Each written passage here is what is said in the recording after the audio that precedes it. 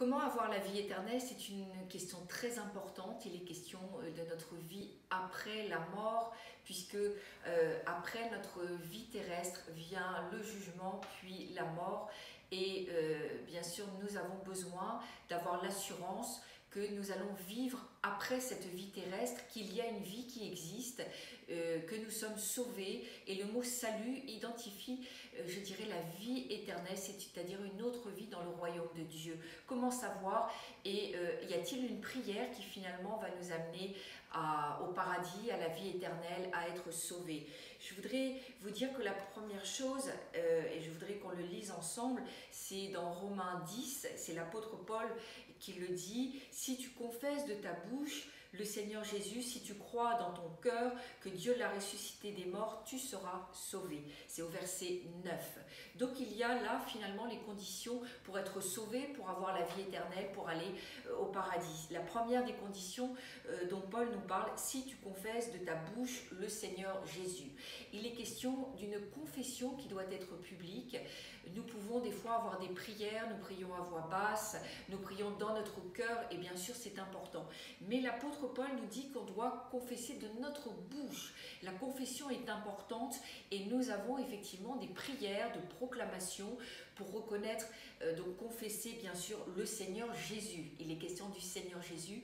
Je voudrais aussi m'arrêter là-dessus parce que le Seigneur Jésus est mort, il est venu sur cette terre, il est mort à la croix pour le pardon de nos péchés et nous croyons qu'il est ressuscité des morts et que de même nous, un jour nous ressusciterons. Il est mort à la croix pour nous pardonner nos péchés, il est mort à la croix afin que nous puissions être réconciliés avec Dieu le Père et nos prières, nous pouvons les faire au Père, mais au nom de Jésus, qui le seul est ressuscité et qui peut porter notre prière au Père.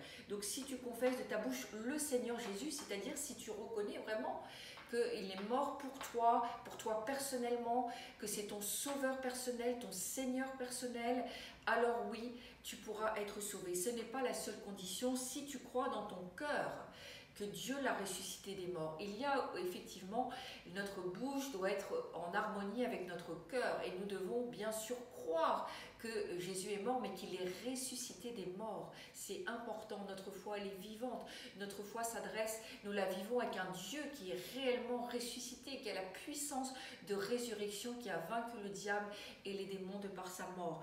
Et il est question que tu seras sauvé. Donc finalement les conditions du salut sont assez basses. Il est question de croire dans son cœur que Jésus est mort pour nous, pour toi personnellement, l'accepter comme ton Seigneur personnel et également de croire qu'il est ressuscité et de le confesser de ta bouche par une prière dans laquelle je voudrais vous entraîner si vous voulez la faire avec moi. Si jamais vous n'avez fait à haute voix cette prière, que vous croyez que Dieu est réel, qu'il vit, que Jésus-Christ son Fils est venu mourir pour vous, je vous invite à faire cette prière. Seigneur, je te demande aujourd'hui de venir vraiment régner dans mon cœur. Je t'accepte comme mon Seigneur et Sauveur personnel. Je crois que tu es mort à la croix pour moi et que tu es ressuscité. Et je te demande aujourd'hui vraiment de changer ma vie. Je te demande de me visiter. Je te demande, Seigneur, de me régénérer dans mon esprit. Et je te donne à partir d'aujourd'hui vraiment les rênes de ma vie. Je te prie d'être au contrôle de ma vie et je te prie de me bénir là où il y avait des conséquences de malédiction.